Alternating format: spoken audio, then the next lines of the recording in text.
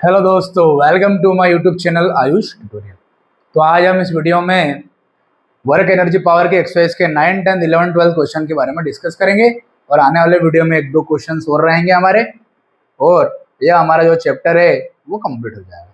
चलिए हम स्टार्ट करते हैं। क्लास 9 का ये 9th क्वेश्चन जो है वो ये है, इस प्रकार से है। इस क्वेश्चन को करने से पहले आप लोग एक बात जान लीजिए कि आपको ये चीज़ पता होना चाहिए, आगे आने वाले चैप्टर में भी हम समझेंगे कि 1 किलो वाट आवर क्या होता है। 1 किलो वाट आवर क्या होता है, तो अभी तो आप सिंपल याद कर लीजिए। अगले साल जो 10th क्लास में आपका लाइट चैप्टर आएगा और उसके बाद जो चैप्टर्स आएंगे, जो इलेक्ट्रिसिटी चैप्टर्स आएगा, तो वहाँ पर हम देखेंगे कि क्या होता है 1 किलो वाट आवर। अभी ये भी सिर्फ याद रखिए 3.6 इंटू 10⁻6 जूल होता है। बस अभी आप सिर्फ इतनी बात याद रखें। 1 kilo watt hour 1 kilo watt hour 3.6 into 10⁻6 joule होता है।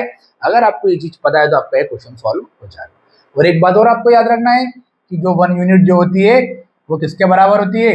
1 किलो वाट आवर के बराबर होती है। तो ये बात आपको याद रखना है। तो कशिश और यहाँ पर आज जो हमारे नए बच्चे बैठे, दीपेश, अक्षत और भव्य, तो दीपेश, अक्षत और भव्य, आप आज का वीडियो आपको क्वेश्चंस आपको बताना है कि किसका आंसर क्या है। ध्यान से देखना दीपेश, इसका जो सॉल्यूशन है वो क्या है। आपको बताना है कि एक certain house hold has consume 250 units of the energy. एक हाउस होल्ड मतलब एक घर है जो कितनी एनर्जी कंज्यूम करता है, वो इतनी एनर्जी कंज्यूम करता है, मतलब 250 यूनिट्स वो कंज्यूम करता है। कितनी यूनिट कंज्यूम करता है? 250 यूनिट कंज्यूम करता है। और ये जो 250 यूनिट्स है इसको हम कह सकते हैं 25 किलो वाट आवर, क्योंकि एक यूनिट में 1 किलो वाट आवर होता है। उसी तरीके से 250 यूनिट्स में 250 किलो वाट आवर हो जाएगा। ड्यूरिंग अ मंथ, एक महीने के अंदर, how much energy is in the joule. ये एक महीने का कितना यूनिट बनता है। घर का मतलब बिजली का बिल निकालते कैसे बेटा? बिजली का बिल इस तरीके से निकालते हैं, हम पहले 1 किलो वाट आवर में आंसर निकालते हैं। वही बिजली एक यूनिट जो हमारा बोर्ड होता है उसमें 1 यूनिट शो करता है। और अब सबके घर अलग अलग रेट चलते हैं हर एरिया के, जैसे 8 रुपये यूनिट, 9 रुपये यूनिट, 10 रुपये यूनिट। जैसे मान लेते हैं हमारा जो बिजली का बिल कितना बना है, यहाँ पर कैसे निकालेंगे? तो 250 यूनिट है, तो कितनी यूनिट है? 250 यूनिट। अब इस 8 रुपये पर यूनिट है, तो जैसे 8 से मल्टीप्लाई कर दो, या कहीं के 10 रुपये यूनिट है, 10 का मल्टीप्लाई कर दो, कितना हो जाएगा? 2500। मतलब बिजली का बिल कितना आ गया? 2500 आ गया। 8 होता तो 8 से गुणा कर दो, 7 तो 7 से, 6 तो 6 से, जितने रुपए यूनिट है उसको अपन मल्टीप्लाई कर देते तो हमारे घर का बिजली का बिल निकल जाता है। पर सबसे पहले हमको क्या निकालना पड़ता है? यहाँ तो अपन डायरेक्टली गिवन है 250 यूनिट्स, 1 किलो वाट आवर को 3.6 10 टू द पावर जूल, तो एक यूनिट 1 किलो वाट आवर के बराबर होता है। पहले हमको एक यूनिट निकालना पड़ता है। तो यूनिट कैसे निकालेंगे? 1 किलो वाट आवर निकाल के। और 1 किलो वाट आवर कैसे निकालेंगे? क्वेश्चन में हमको पावर और टाइम दिया रहता है, उसी पावर और टाइम से हम निकालते हैं 1 किलो वाट आवर। हम नेक्स्ट ईयर, हम जो हमारे 10th क्लास में इलेक्ट्रिसिटी चैप्टर है ना, वहाँ अगर आप मेरे वीडियो देखोगे, मतलब आने वाले 15 दिन बाद हमारे 10th क्लास के वीडियो भी अपलोड होंगे, तो वहाँ पर आप देख लेना, आपको मजा आ जाएगा समझने में। ठीक है, कैसे बिजली का बिल और निकालते तो ऐसे ही है। पर ये 250 यूनिट भी कैसे आया वो आपको पता, energy into power one time करते हैं वहाँ पर देखना। चलिए अपन अगला क्वेश्चन देखते हैं 9th क्लास का। आपको क्या करना है? आपको पता है कि 1 यूनिट में 1 किलो वाट आवर होता है, और 1 किलो वाट आवर में 3.6 10 टू द पावर 6 जूल होता है। तो आपको निकालना है how many energy in this joule. इतने यूनिट में कितनी एनर्जी बन रही है आपको निकालना है, और काय में निकालना है? जूल में निकालना है। तो यूनिट को 1 किलो वाट आवर में कन्वर्ट कर लिया 250 यूनिट को 250 किलो वाट आवर में कन्वर्ट कर लिया, तो 250 किलो वाट आवर। अब इस किलो वाट आवर को भी जूल में ले जाना है। किलो वाट आवर को जूल में ले जाने के लिए किससे मल्टीप्लाई कर दो? तो 250 को 3.6 इंटू 10 टू द पावर 6 से मल्टीप्लाई कर दो, काय में आंसर आ जाएगा? जूल में आंसर आ जाएगा। और यही हमारा क्या होगा? एनर्जी रहेगा। इतनी एनर्जी इतने जूल में। इसका आंसर आपको डिस्क्रिप्शन बॉक्स में मिल जाएंगे। पर समझने का तरीका आपको यही है कि दीपेश आप बताओ क्या समझ में आया? अच्छा, 1 किलो वाट आवर में निकाल लो पहले, ठीक है। दीपेश ये बोल रहा है कि पहले 1 किलो वाट आवर में निकाल लो आंसर, वही आपका वो 1 यूनिट रहेगा, ठीक है।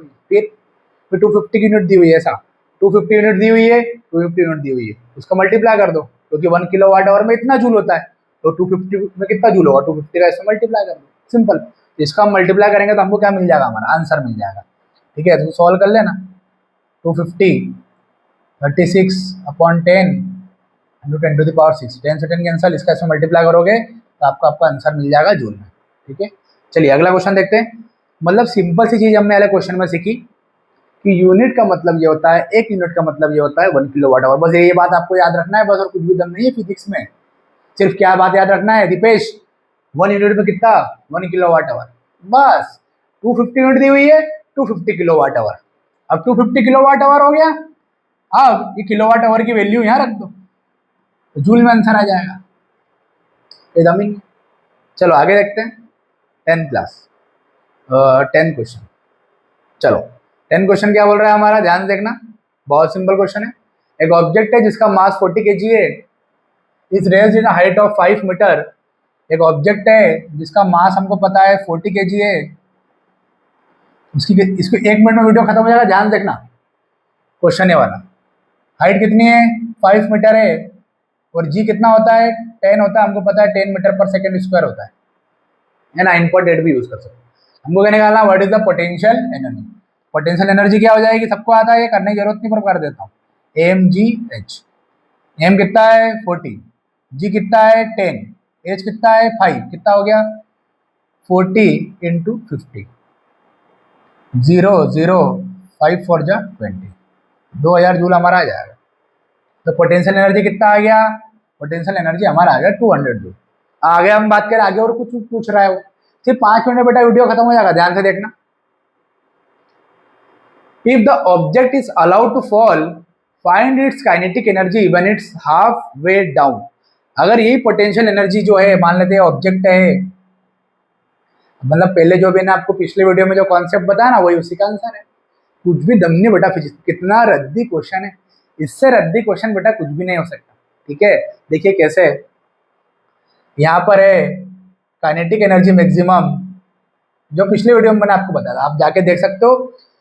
आप आयुष ट्यूटोरियल पेज पर, आयुष ट्यूटोरियल सनावद, यूट्यूब पर सर्च करो आयुष ट्यूटोरियल सनावद, उस पेज पर जाइए, वर्क एनर्जी एंड पावर वाला प्लेलिस्ट पर जाइए, और मेरा प्रीवियस वीडियो आप लोग देख लीजिए, वहाँ पर इसका कॉन्सेप्ट आपको दिख जाएगा।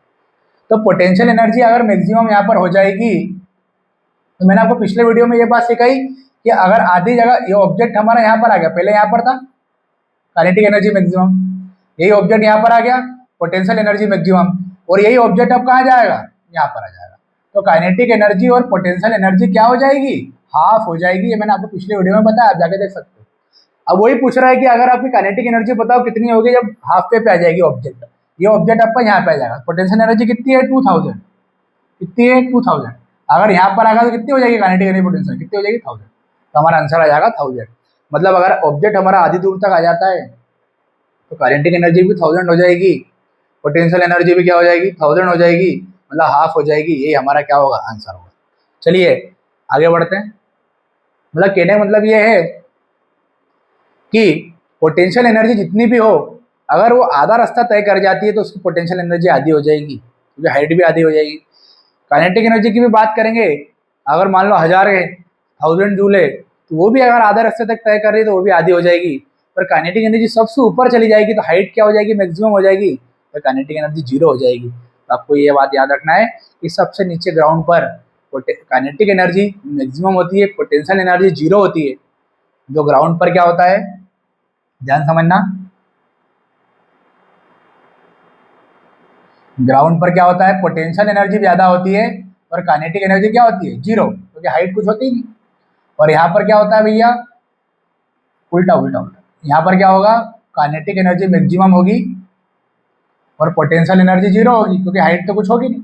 और यहाँ पर पोटेंशियल एनर्जी क्या होगी, सबसे ज्यादा, क्योंकि हाइट सबसे ज्यादा होगी, और काइनेटिक एनर्जी क्या होगी 0। और बीच में क्या होगी, पोटेंशियल एनर्जी और काइनेटिक एनर्जी क्या हो जाती है, आधी हो जाती है। इसलिए यहाँ पर वाइलेशन कुछ भी नहीं होता, law of conservation of energy. आगे बात समझ में। चलिए विद इन 5 मिनट्स हम इस वीडियो को कंप्लीट कर देंगे। तो दीपेश अब ध्यान से देखिए और आप ही बताइए इसका आंसर। चलिए पढ़ो क्वेश्चन आप ही 1 मिनट मन में।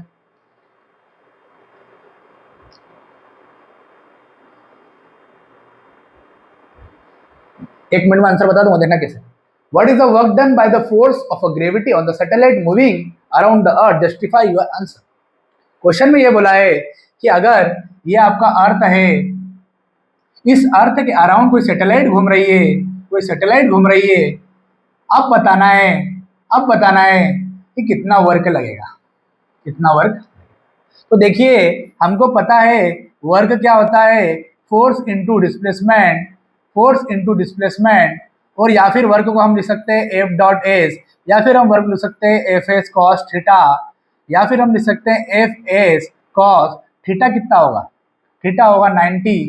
कैसे होगा 90, देखो आपको बता रहा हूँ। तो कॉस 90 और कॉस 90 की वैल्यू हो जाती है 0, तो कॉस 90 की वैल्यू हो जाती है 0, तो वर्क भी कितना आ जाएगा।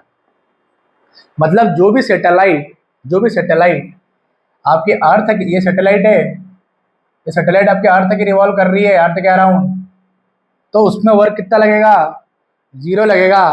वो कैसे लगेगा, देखिए यहाँ पर एंगल कितना बन रहा है, 90 डिग्री। कैसे बन रहा है, डिस्प्लेसमेंट यहाँ हो रहा है ऑब्जेक्ट का, डिस्प्लेसमेंट यहाँ हो रहा है ऑब्जेक्ट का, और ग्रेविटी का जो फोर्स है वो यहाँ लग रहा है, ये लग रहा है फोर्स। तो एंगल कितना बन रहा है दोनों के बीच में, 90 डिग्री का बन रहा है, क्योंकि ये जो एंगल होता है वो फोर्स और डिस्प्लेसमेंट के बीच का एंगल होता है।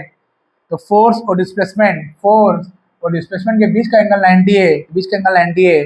और cos 90 की वैल्यू कितनी होती है, cos 90 की वैल्यू होती है 0, 0 हमने रख दिया, वर्क भी कितना आ गया।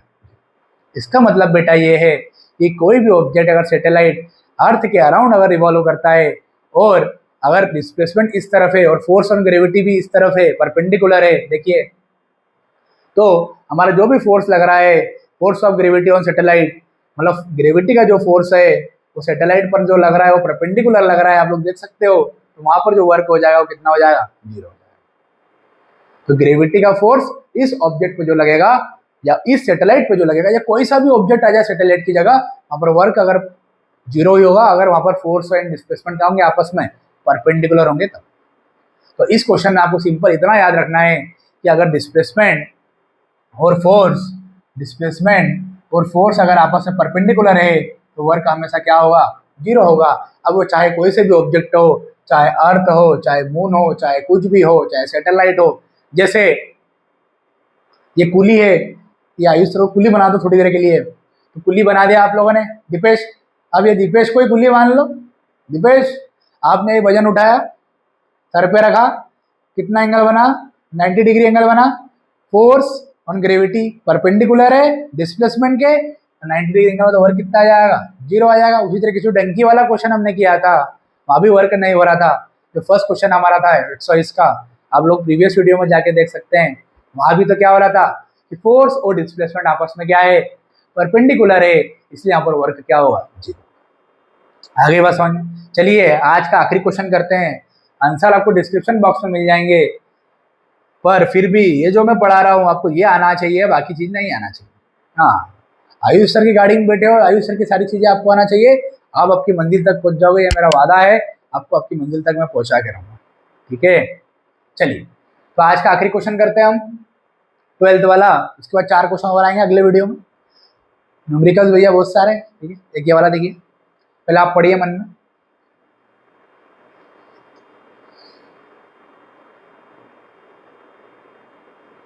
चलिए करेक्ट, कैन दे, भले वीडियो पॉज करके पहले आप भी सॉल्व कर लिया करो। चलो अब करते हैं। Can there be a displacement of an object in the absence of any force acting on it? Think, discuss this question with your friends and teachers. Question में ये बोल रहा है, इतना सिंपल क्वेश्चन है, मतलब लग तो आपको टफ रहेगा, पर मैं आपको पढ़ाऊंगा तो आपको सिंपल लगने लग जाएगा। सिर्फ 2 मिनट में ये वीडियो खत्म कर दूँ। ध्यान देना कैसे, देना कैसे। चलिए, वो बोल रहा है, क्या बोल रहा है कि क्या वहां पर हम बिना फोर्स लगाए भी, क्या वहां पर हम बिना फोर्स लगाए भी ऑब्जेक्ट को डिस्प्लेस कर सकते हैं, या ऑब्जेक्ट डिस्प्लेसमेंट में रह सकता है, या ऑब्जेक्ट मोशन में रह सकता है। तो क्वेश्चन में ये पूछा है कि क्या हम बिना फोर्स लगाए भी ऑब्जेक्ट डिस्प्लेसमेंट कर सकता है, या ऑब्जेक्ट मोशन में रह सकता है, या ऑब्जेक्ट के पास कुछ वेलोसिटी हो सकती है। आपके फ्रेंड्स के और टीचर के साथ आपको डिस्कस करना। क्वेश्चन समझना पहले ध्यान से, वापस से दीपेश, अथर्व ध्यान सुनना। क्या फोर्स बिना अप्लाई करे भी ऑब्जेक्ट मोशन में रह सकता है, या डिस्प्लेसमेंट, मोशन में रहेगा तो डिस्प्लेसमेंट होगा, तो ऑब्जेक्ट का डिस्प्लेसमेंट हो सकता है, या ऑब्जेक्ट मोशन में रह सकता है, या ऑब्जेक्ट के बाद कोई वेलोसिटी हो सकती है। तो क्या इसका आंसर हो सकता है आपको बताना। तो इसका आंसर बेटा होगा यस करेक्ट, ऐसा पॉसिबल हो सकता है। इसका आंसर आपको डिस्क्रिप्शन बॉक्स में मिल जाएगा। समझ यहाँ पर लो ध्यान से, जो मैं समझा रहा हूँ वो कोई नहीं समझा सकता, है मेरी गारंटी है। देखना कैसे। देखो फोर्स हमको पता है, फोर्स क्या होता है, mass into acceleration, mass into acceleration. और एक्सीलरेशन क्या होता है बेटा, rate of change of velocity. ये प्रीवियस वीडियो में अपलोड कर चुका हूँ, जाके आप लोग चाहिए आपको अगर देखना है वीडियो तो आप प्रीवियस वीडियो में मेरे जाके देख सकते हो, एक्सीलरेशन के बारे में सब बता चुका हूँ। तो rate of change of velocity, change आ गया मतलब minus, rate of change of velocity is called acceleration. चलिए अब क्या बोल रहा है वो, क्वेश्चन क्या था कि बिना फोर्स लगाए भी क्या ऑब्जेक्ट डिस्प्लेसमेंट मोशन में या वेलोसिटी रह सकती है ऑब्जेक्ट के पास, क्या ऑब्जेक्ट मोशन में रह सकता है, क्या डिस्प्लेसमेंट होगा ऑब्जेक्ट का, क्या वेलोसिटी रहेगी ऑब्जेक्ट की, बिल्कुल रहेगी। वो कब पॉसिबल हो सकता है, जब वेलोसिटी आपकी क्या हो, कांस्टेंट हो। मतलब कुछ भी स्पीड होना चाहिए, सेम होना चाहिए। मतलब कोई सी भी गाड़ी अगर आपकी 5 की स्पीड से चल रही है तो 5 की स्पीड से चलना चाहिए। जैसे ये ऑब्जेक्ट है, ये 5 की स्पीड से चल रहा है, 5 मीटर पर सेकंड की इनिशियल वेलोसिटी, तो इस ऑब्जेक्ट की वेलोसिटी फाइनल वेलोसिटी कितनी होना चाहिए, 5 ही होना चाहिए। मतलब ये ऑब्जेक्ट कांस्टेंट स्पीड से चलना चाहिए, कांस्टेंट वेलोसिटी से चलना चाहिए, तभी जो होगा फोर्स जीरो होगा। देखो कैसे, और वेलोसिटी भी कुछ ना कुछ रहेगी, और बॉडी डिस्प्लेस भी हो रही है। देखो बॉडी क्या हो रही है, यहाँ से कहाँ आ गई, यहाँ आ गई। देखिए कैसे, वेलोसिटी बाद में भी 5 है, पहले भी 5 है, ये 5 है, 5 है, 5 माइनस 5 कितना हो जाएगा, 0, 0/t। एक्सीलरेशन कितना आ जाएगा, 0। अगर एक्सीलरेशन 0 आ गया तो फोर्स भी कितना आ जाएगा, 0। इसका मतलब अगर वेलोसिटी सेम होती है, अगर वेलोसिटी सेम होती है तो एक्सीलरेशन 0 आ जाएगा, और अगर एक्सीलरेशन 0 आ गया तो वहां पर फोर्स भी क्या हो जाएगा, 0 हो जाएगा। आगे बात समझ। इसका मतलब ये है कि वेलोसिटी, ऑब्जेक्ट हमारा मोशन में रह सकता है, ऑब्जेक्ट हमारा मोशन में रह सकता है, ठीक है, ऑब्जेक्ट हमारा क्या में रह सकता है, मोशन में रह सकता है, या बॉडी हमारी यहाँ से यहाँ डिस्प्लेस कर रही है। कब, जब कुछ ना कुछ क्या होगी, वेलोसिटी होगी, तब हमारा फोर्स क्या हो सकता है, 0 हो सकता है। मतलब नहीं लग सकता है, फोर्स लगेगा ही नहीं। तो क्वेश्चन हमारा सेटिस्फाई कर रहा है कि अगर हम बिना फोर्स अप्लाई करे भी, बिना फोर्स अप्लाई करे भी ऑब्जेक्ट जो हमारा है वो डिस्प्लेस कर जाएगा, मोशन में रहेगा, या कुछ वेलोसिटी उसकी रहेगी। समझ में आए कि नहीं बात। मतलब सिंपल सा आपको फंडा याद रखना है कि ये बात आप लोग हमेशा याद रखना, मैं आपको सिखा रहा हूँ कि अगर वेलोसिटी कांस्टेंट रहेगी ना बेटा, यू भी सेम है, वी भी सेम है, तो हमेशा याद रखना एक्सीलरेशन क्या आएगा, 0। और एक्सीलरेशन अगर 0 आएगा ना बेटा, तो एक्सीलरेशन 0 आएगा तो फोर्स भी हमेशा 0 ही आएगा। तो आप लोग ये बात याद रखें कि ऐसा जरूरी नहीं है कि हम फोर्स अप्लाई करें तो ही हमारा ऑब्जेक्ट डिस्प्लेस होगा। अगर वेलोसिटी कांस्टेंट रहेगी तो हमारा फोर्स 0 हो सकता है, तब भी हमारा जो ऑब्जेक्ट है वो मोशन में रह सकता है। जैसे ये ऑब्जेक्ट है, सिर्फ 2 मिनट में वीडियो खत्म हो जाएगा, ध्यान देखिए। ये ऑब्जेक्ट है, अभी 5 की स्पीड से चल रहा हूँ, इनिशियल वेलोसिटी 5 है, यू 5 है। अब बात की स्पीड भी कितनी है, 5 ही है। फाइनल वेलोसिटी भी 5 है, इनिशियल भी 5, फाइनल भी 5 मीटर पर सेकेंड, दोनों 5 है। एक्सेलरेशन क्या आ रहा है मेरा, 0। मुझे कोई फोर्स लग ही नहीं रहा है, मैं ऑटोमेटिक चल रहा हूँ, कांस्टेंट वेलोसिटी से चल रहा हूँ, वही वेलोसिटी से चल रहा हूँ। आगे बात समझ में कि नहीं, आगे आना ही चाहिए। क्या आना चाहिए कि अगर वेलोसिटी सेम है, एक्सेलरेशन भी 0 आएगा, और एक्सेलरेशन भी 0 अगर आएगा तो फोर्स भी क्या आ जाएगा, 0 आ जाएगा। और फोर्स 0 आ गया तो without applying force our object is in moving condition, so our question is correct, satisfied the condition. तो आज के अपने वीडियो में सिंपल से वर्क एनर्जी पावर में हमने क्या क्या सीखा बेटा। हमने ये सीखा कि वर्क होने के लिए फोर्स किसी बॉडी पर लगना जरूरी है, बॉडी डिस्प्लेस होना जरूरी है। अगर परपेंडिकुलर डायरेक्शन में फोर्स लग रहा है तो वर्क 0 हो जाएगा, अगर अपोजिट डायरेक्शन में वर्क लग रहा है तो वर्क नेगेटिव हो जाएगा। सेम डायरेक्शन में अगर फोर्स लग रहा है तो डिस्प्लेसमेंट बॉडी हो रही है तो वर्क पॉजिटिव हो जाएगा। और हम यह क्वेश्चन डिस्कस करें एक्सेलरेशन के बारे में, कंजर्वेशन ऑफ एनर्जी के बारे में हमने डिस्कस किया कि एनर्जी कभी भी डिस्ट्रॉय नहीं होती, काइनेटिक एनर्जी पोटेंशियल एनर्जी में बदल जाती है, पोटेंशियल एनर्जी काइनेटिक एनर्जी में बदल जाती है। और हाफ पोर्शन, हाफ वे की अगर बात करें तो हाफ वे में काइनेटिक एनर्जी और पोटेंशियल एनर्जी दोनों क्या हो जाती है, आधी हो जाती है। तो अगर आपको मेरा वीडियो पसंद आया है, वीडियो को लाइक करें, सब्सक्राइब करें और शेयर करें। तो हमारे यहाँ गर्मी बहुत पड़ती है, उसके बावजूद भी हम आपके लिए वीडियो लेके आ रहे हैं। तो आप ये ना सोचें कि हम गर्मी में मेहनत ना करें, जब हम आपके लिए गर्मी में मेहनत कर रहे हैं तो आपको भी मेहनत करनी है। क्योंकि जो आपका टीचर होता है वो मोमबत्ती की तरह होता है। मोमबत्ती को आप जलाते हो, उसमें मोम टपकती रहती है, तो खुद तो व्यक्ति जलते रह रहा है, खुद खत्म होते जा रहा है, पर सामने वाले के जीवन में रोशनी डालते जा रहा है। बस आपको क्या करना है, उस रोशनी को यूज करना है, आपको पढ़ना है, आपके जीवन में उतारना है और आगे बढ़ना है। ठीक है।